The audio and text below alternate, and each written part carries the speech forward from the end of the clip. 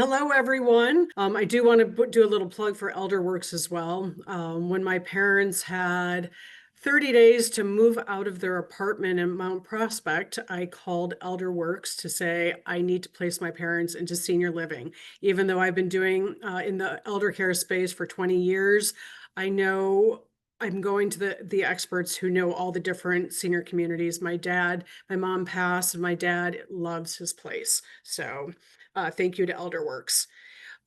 So a quick little bit about me. I am a social worker. I've been working at the Key for the last 3 years, but in senior home care for 20 years, mostly on the North Shore and in Chicago. I've been an adjunct professor at the University of Chicago teaching on aging perspectives. I have wanted, since the age of 10, I've wanted to be in the field of elder care and helping seniors and families find the right resources. I specifically focus on placing caregivers in the home, premium in-home care for seniors, both locally and then nationwide and up in Canada as well. Why I'm talking about sleep today is part of the Keys. This isn't going to be a long commercial, but part of the Keys pillars of care that we provide, sleep is a key component that we have, because you will learn more about the importance of sleep, and we train our caregivers in ways to help our clients get better sleep at night by the activities and behaviors they work on during the daytime. Alrighty, so let's see our agenda today. Let me just move one moment. Okay, so the agenda, we're going to talk about the science of sleep, common sleep challenges in older adults, the art of sleep hygiene, myths and misconceptions, and practical tips and tools. So, sleep, fact or fiction, a little quiz here. The older you get, the less sleep you need. What do you think? You think that's fact or fiction out there? So it's a myth. While sleep patterns might change with age, such as experiencing more frequent awakenings or shifts in the sleep phase, adults generally continue to need 7 to 9 hours of sleep regardless of age. I wonder how all of you are doing on your sleep, from 7 to 9 hours regardless of age. The misconception might arise from observing that older adults might sleep less at night, but they often compensate with daytime napping. Okay, the second one, sleeping and waking at the same time can improve sleep quality. Fact or fiction? Well, that's a fact. Maintaining a consistent sleep schedule by going to bed and waking up at the same time, even on weekends, helps regulate your body's internal clock. This consistency reinforces the body's sleep-wake cycle, promoting better sleep quality. Since doing this presentation, I really have been working on that. It makes a big difference. Okay, the third one, statement, drinking alcohol helps you sleep better. Fact or fiction? Well, many of us would like it to be a fact. It's actually a myth. While alcohol might make you feel drowsy and fall asleep faster initially, it can disrupt the sleep cycle, preventing you from entering the deeper stages of sleep. This can result in fragmented sleep and waking up feeling unrefreshed. Additionally, as the effects of alcohol wear off, it can cause wakefulness or disturbances in the second half of the night. Okay, the fourth statement, sleeping on your left side can reduce heartburn symptoms at night. Fact or fiction? Well, that's a fact. For individuals with acid reflux or GERD, sleeping on the left side can be beneficial. The stomach is positioned slightly to the left in the body.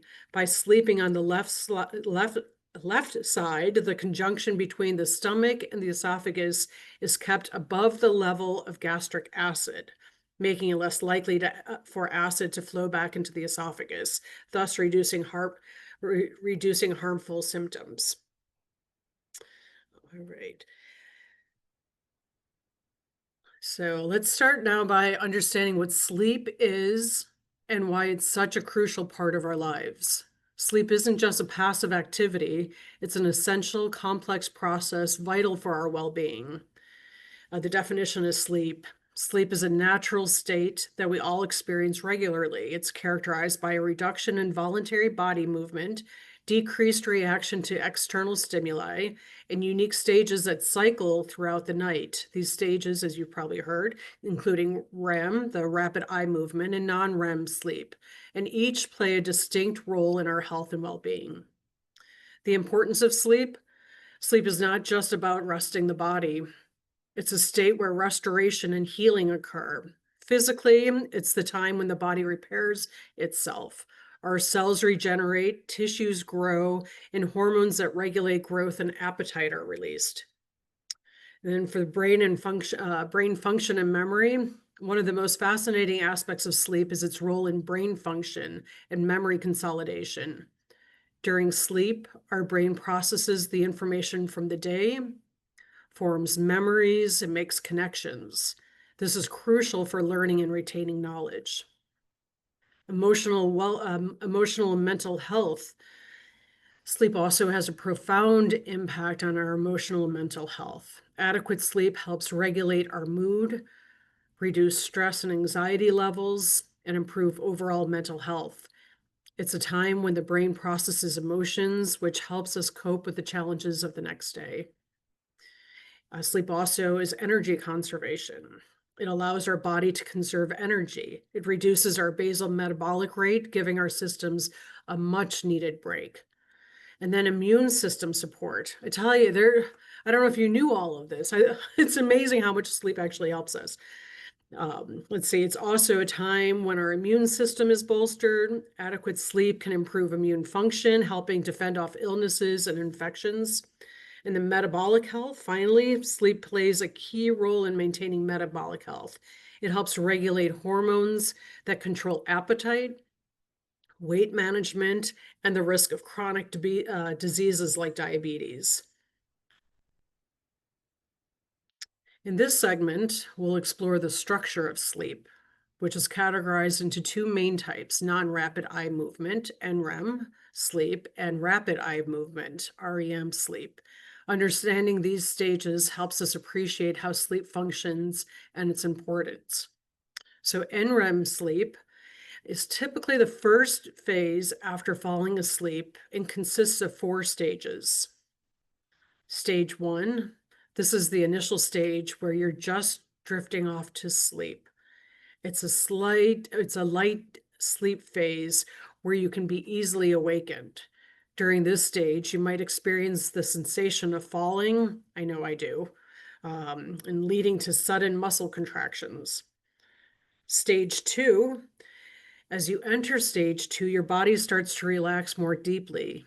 You'll notice a drop in body temperature, and your breathing and heart rate will slow down. This stage serves as a transitional period for deeper sleep. And then stages 3 and 4, often referred to collectively as deep sleep or slow wave sleep. During these stages, your blood pressure drops, heart rate and breathing slow down to their lowest levels, and muscles are relaxed. This is the restorative part of sleep, where growth and repair of tissues occur and energy is restored. So let's look at REM sleep. This occurs approximately every 90 to 120 minutes. It's marked by increased brain activity, which is why most dreaming occurs during this stage. Despite being asleep, the brain activity in REM sleep can be as active as when you're awake. This is evident in the significant electrical activity observed in brain scans. A hallmark of REM sleep is the rapid movement of the eyes behind closed eyelids. REM sleep plays a critical role in processing emotions and consolidating memories. It's essential for cognitive functions like learning and creativity. So as we cycle through these stages throughout the night, The structure and proportion of each stage can vary. This is especially true in older adults, where changes in sleep architecture are common. Recognizing these stages and their functions provides a deeper understanding of what constitutes a good night's sleep and why disruptions in these patterns have significant impacts on health. So, why it matters. Let's explore why sleep is such a critical component of overall health and well being, especially for older adults. We'll look at the impact of sleep on cognitive health, emotional well being, and physical vitality. So, sleep is critical to cognitive health. Sleep is vital for cognitive functions such as memory, attention, and problem solving skills. During sleep, particularly during the deep sleep stages, the brain processes and consolidates memories from the day. This is crucial for learning and memory retention. Lack of sleep can lead to decreased cognitive functioning, impaired concentration, and can even be a risk factor for cognitive decline and dementia. Not sure if you all knew that. The lack of sleep can lead to decreased cognitive functioning and can be a risk factor for cognitive decline and dementia. So the sleep is really important. Okay, bolsters, let's see. So sleep bolsters emotional well-being. Sleep has a significant impact on mood and emotional regulation. Adequate sleep helps manage stress, reduces the risk of depression, and enhances overall mental health. On the other hand, sleep disturbances can lead to irritability, mood swings, and an increased susceptibility to mental health disorders. Sleep is important for physical vitality. It's a time for the body to repair and rejuvenate. It affects various physical health aspects, including heart health, metabolic function, and immune system efficiency. Poor sleep can lead to a higher risk of chronic health conditions like heart disease, diabetes, and obesity. Sleep's optimal sleep duration. As we talked about, the recommended sleep duration for most adults is between 7 to 9 hours per night. Both insufficient sleep, less than 7 hours, and excessive sleep, more than 9 hours, have been linked to increased mortality risk and various health issues. It's important to not only focus on the quantity of sleep, but also on the quality of sleep, ensuring that the sleep is restful and uninterrupted is key to reaping its full benefits. So, sleep greatly impacts our everyday lives, how we interact with each other, perform our jobs, and it greatly impacts our physical health. You can see from these clippings, I know they're very small. Um, these clippings of the two articles here are showing the impact of judges giving harsher punishments when they're under rested. Yeeks.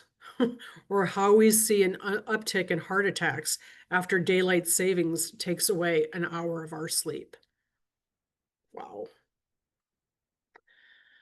All right, let's look at the research. We'll discuss the findings of a few research studies that underline the critical impact of sleep on health, particularly in older adults. These studies reveal the direct connection between sleep quality and major health concerns. So the cognitive decline in Alzheimer's disease. A 2019 study by Lucetti found a significant link between sleep disturbances and cognitive decline, including an increased risk of Alzheimer's disease. Excuse me. Additionally, decreased sleep has been associated with higher levels of tau, a protein that, when accumulated, can lead to the brain cell damage and Alzheimer's. Depressive symptoms. Research by Maglione et al. In 2012 highlights that sleep disturbances in older adults are closely tied to depressive symptoms. Insomnia, in particular, has been identified as a predictor of late life depression, showcasing the importance of addressing sleep issues to prevent or mitigate mental health problems. Then the overall health outcomes. Another 2019 study points out that poor sleep in older adults is associated with numerous negative health outcomes. These include cardiovascular diseases, impaired glucose metabolism, and an increased risk of mortality. Furthermore, poor sleep quality has been linked to an increased risk of falls, as noted in a study by Stone et al. In 2014. This is attributed to factors like daytime sleepiness and impaired balance. These research findings emphasize the profound impact that sleep has on various aspects of health, especially in older adults. It's clear that ensuring good sleep quality goes beyond just feeling rested. It's a real vital component of maintaining cognitive health, emotional stability, and physical well-being. So now let's explore how sleep patterns and challenges evolve as we age, emphasizing the unique aspects of sleep in older adults. So the changes in sleep architecture. So sleep architecture, or the structure of different sleep stages, does change with age. However, most of these changes occur in early to middle adulthood. Prevalence of sleep patterns. So sleep problems are indeed more prevalent among older adults. These include difficulty falling asleep, staying asleep, experiencing early morning awakenings, and feeling sleepy during the day. These issues are often more related to aging-related conditions such as medical illnesses or changes in mental health rather than aging itself. And then other contributing factors include the consumption of alcohol and caffeine, disturbances in circadian rhythms, and sleep-disordered breathing like sleep apnea. Then you've got the medications, chronic pain. Had the worst chronic pain last night, kept me awake for so long. So medications, chronic pain, lifestyle factors can also play a significant role in disrupting sleep. Sleep needs for older adults. Despite these changes, most older adults still need approximately 7 hours of sleep each night to function optimally. It's essential to recognize that while sleep duration may remain constant, the quality of sleep might diminish, making it crucial to focus on improving sleep quality.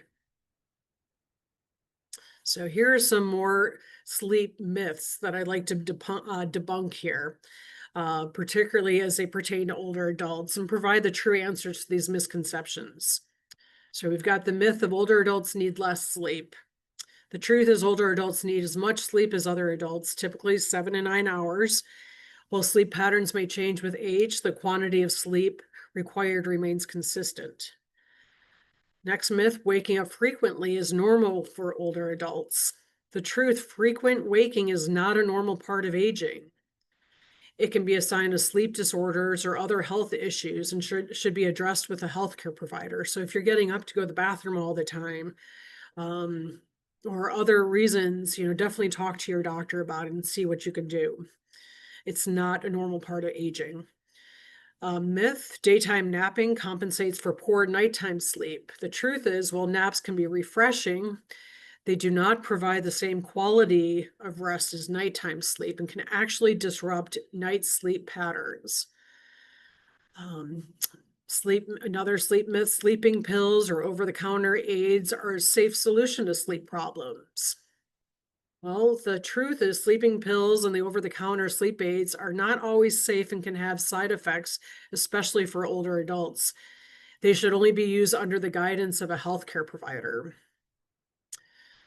Next myth, snoring is harmless and common in older adults. The truth is snoring can be a sign of sleep apnea, a serious sleep disorder that requires medical attention. It's not just a harmless annoyance. So if you're snoring, you might want to talk to your healthcare provider. Another myth, cognitive decline and poor sleep are unrelated. Well, the truth is there's a strong correlation between poor sleep and cognitive decline.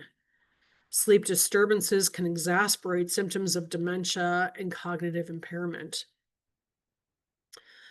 The myth, all older adults are morning people. The truth is some or sleep preferences vary among older adults just as they do younger people. Not all older adults are naturally inclined to wake up early. And then the last myth here is it's easy to mask a poor night of sleep. The truth, the effects of poor sleep cannot be completely masked. Chronic sleep deprivation can lead to noticeable issues in cognitive function, mood, and overall health.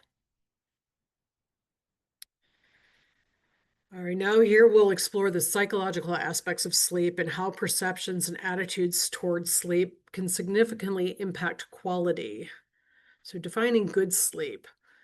Good sleep isn't Good sleep isn't just about the number of hours you spend in bed. It's a combination of both quantity and quality. The emotional aspect of sleep or the lack thereof can be a deeply emotional issue for many. The stress and anxiety of not being able to sleep can, in turn, make sleep issues worse.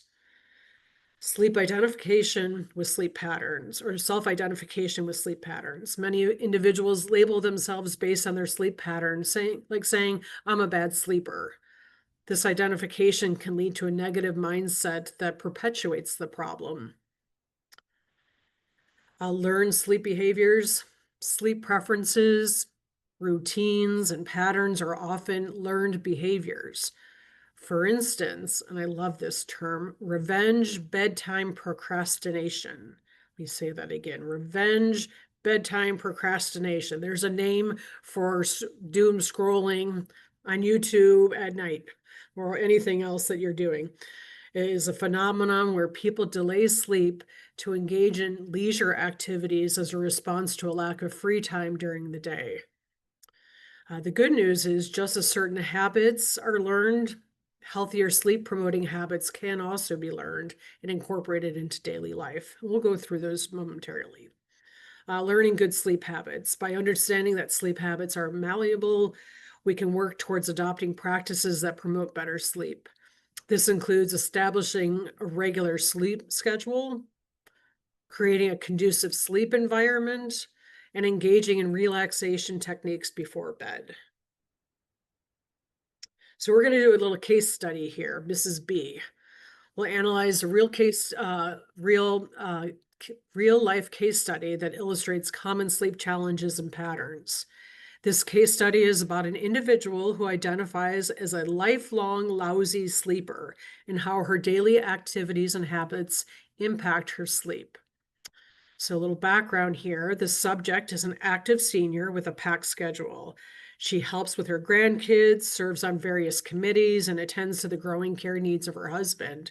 Despite her busy life, she struggles with sleep. The learned behavior she has developed a pattern of revenge bedtime procrastination, where she delays going to bed to enjoy some leisure time, often using her iPad for social media and games.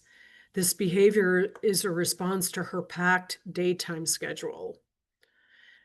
Her evening routine and sleepiness levels, you'll see, at 9 p.m., after her TV show ends, she rates her sleepiness at 8.5 on a scale of 0 to 10, indicating significant tiredness at 9 p.m.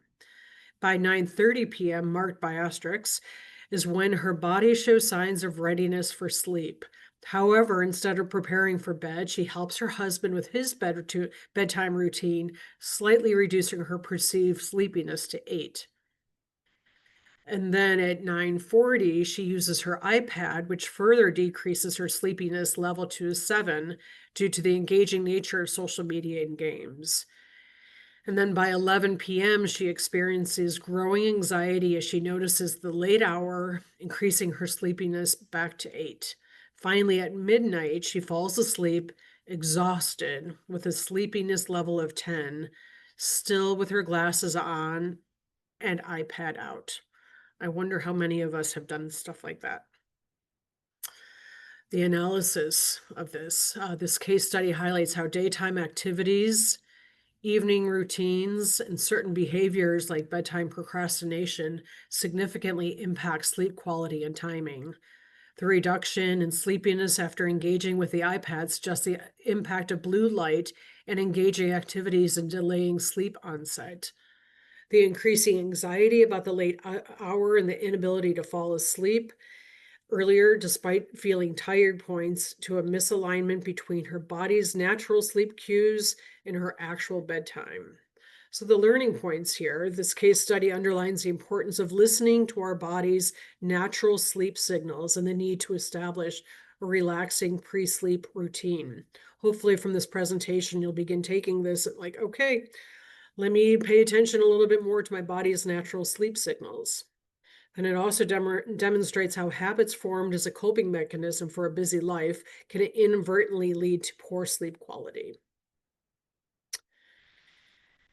Let's discuss various considerations regarding the use of medications for sleep, particularly in older adults. It's crucial to understand the potential impacts and risks associated with sleep medications, including prescription drugs, over the counter aids, and supplements. The cognitive impact. So, some sleep medications can affect cognitive functions, potentially leading to memory issues and confusion. This is especially a concern in older adults who may already be experiencing cognitive decline. The physical side effects. Sleep medications can have a range of physical side effects, including gastrointestinal upset, respiratory issues, and altered heart rate. The dependency and withdrawal. There's a risk of developing dependency on certain sleep medications. The sleep architecture alteration. So some medications can alter the natural architecture of sleep, affecting the balance between REM and non-REM sleep, which can impact the restorative quality of sleep. Then drug interactions and polypharmacy. Older adults often take multiple medications. It's polypharmacy, increasing the risk of drug interactions. It's essential to consider how sleep medications interact with other prescriptions. And then you've got daytime sedation. Some sleep aids can cause lingering drowsiness the next day, known as daytime sedation, which can impact daily activities and increase the risk of falls and accidents. So now we're going to focus on the non-pharmacological approaches to managing sleep, which are crucial for older adults. These approaches offer sustainable and effective ways to improve sleep without the side effects associated with medications. So, sleep hygiene. The definition of sleep hygiene comprises practices and habits that promote consistent, restful sleep. So, practices and habits that promote consistent, restful sleep. Key components: establishing a regular sleep schedule to regulate the body's internal clock, creating a sleep conducive environment. It's ideal to quiet, dark, and cool, and adopting healthy sleep practices like limiting caffeine and screen time before bedtime. Sleep hygiene is about creating a routine and environment that signals to your body that it's time to sleep. Another non-pharmacological approach, we've got the cognitive behavioral therapy for insomnia, CBTI. This definition is the CBTI is a structured, evidence-based program that targets the thoughts and behaviors that disrupt sleep. Key components, sorry about that, sleep education to understand the mechanisms and importance of sleep, sleep restriction therapy, which limits time in bed to increase sleep efficiency, stimulus control to avoid or to associate the bed with sleep and not with wakeful activities. I've got a 21-year-old daughter who basically lays in bed a lot of the time of the day. There's a lot of things we could change with almost everybody. All right, anyway, cognitive therapy to address beliefs and attitudes about sleep that may be unhelpful. And CBTI is highly effective for chronic insomnia and often considered the first-line treatment. Sleep evaluations. The definition of a sleep evaluation: comprehensive assessments conducted to diagnose sleep disorders. The key components here: gathering a detailed sleep history to understand the individual's sleep patterns and issues. Keeping a sleep diary to record sleep and wake times and factors affecting sleep. Undergoing polysomnography, a sleep study that records brain waves, oxygen levels, heart rate and breathing, as well as eye and leg movements during sleep. And sleep evaluations are crucial for diagnosing specific sleep disorders and tailoring treatment plans. So by focusing on these non-pharmacological approaches, individuals can achieve a more natural and a sustainable improvements in their sleep. It's important to remember that these strategies not only improve sleep, but also enhance overall health and quality of life. Now we'll cover some essential do's and don'ts of sleep hygiene, which are simple yet effective practices to improve sleep quality. These guidelines are especially helpful for older adults who may struggle with sleep issues.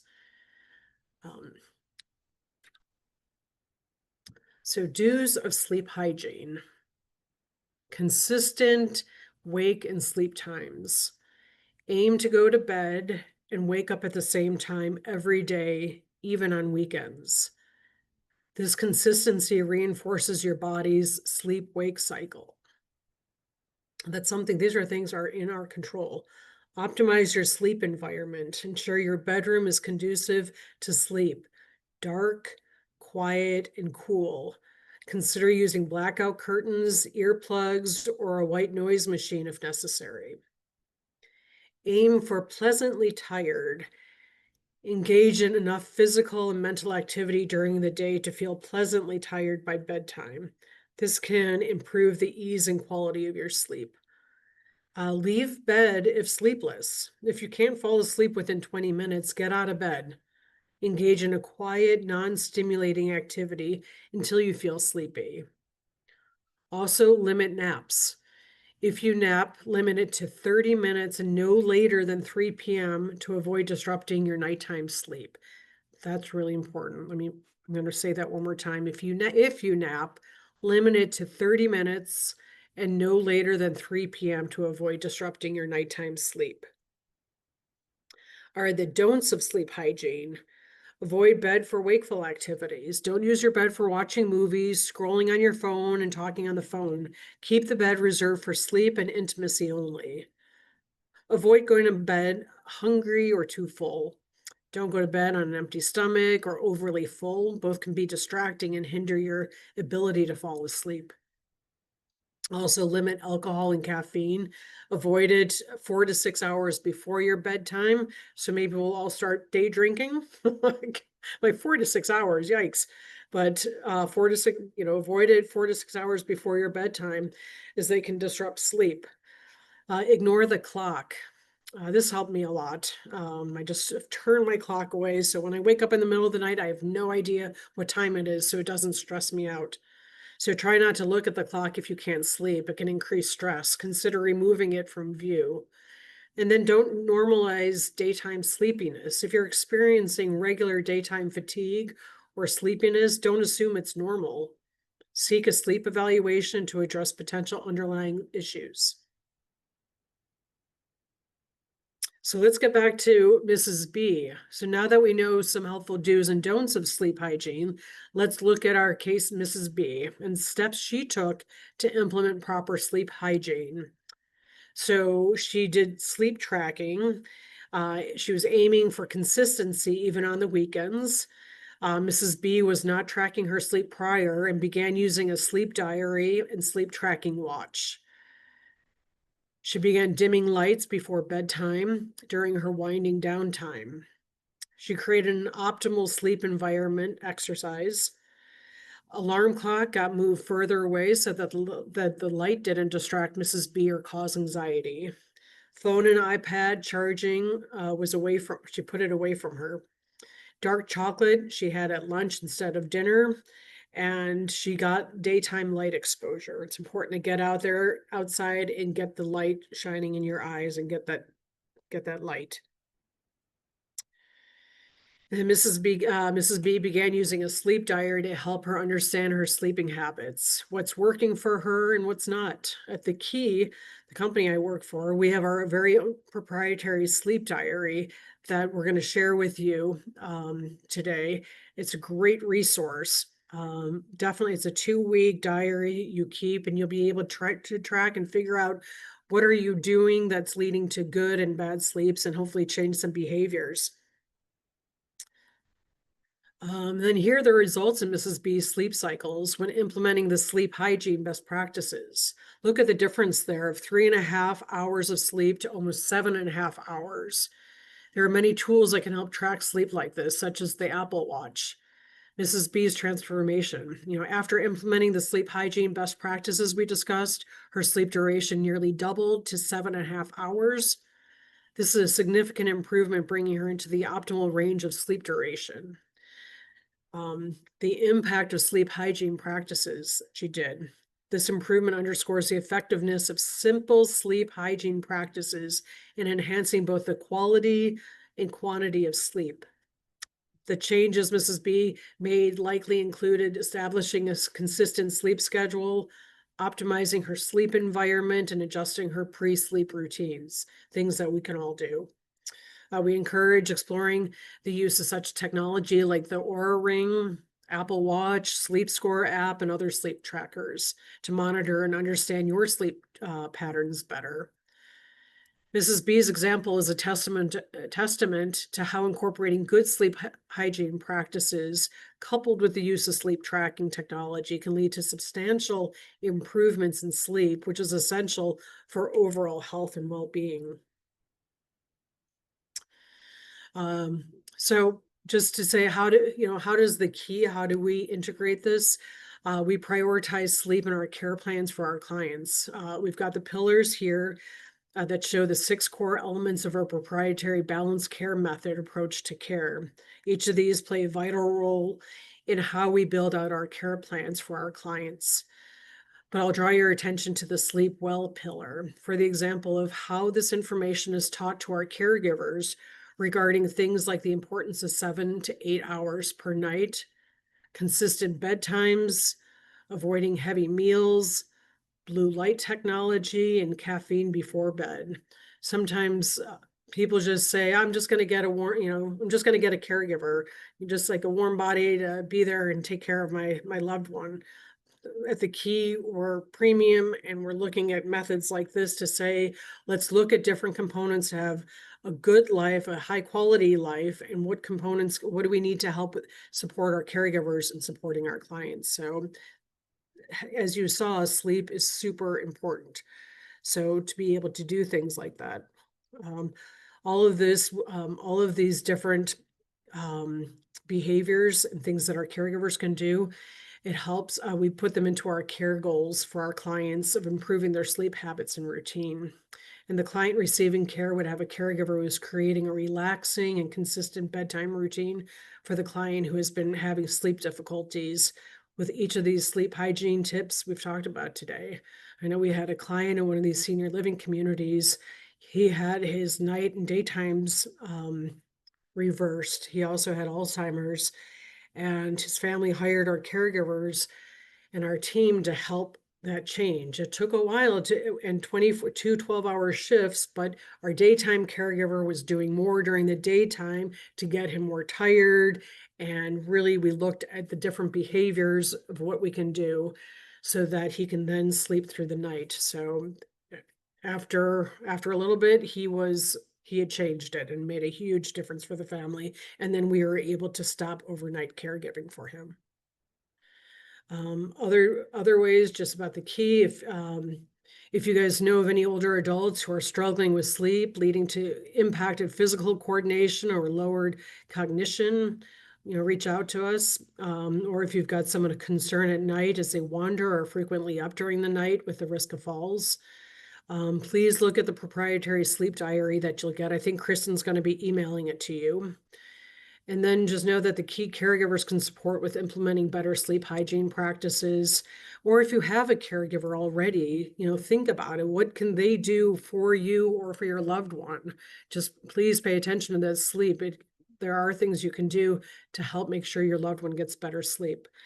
And also the caregivers like ours, we support in tracking the client information in the sleep diary for physicians. So there's a lot you can do with that. So that is the end of the official presentation. I hope you got some really good tips there and understood the importance of sleep.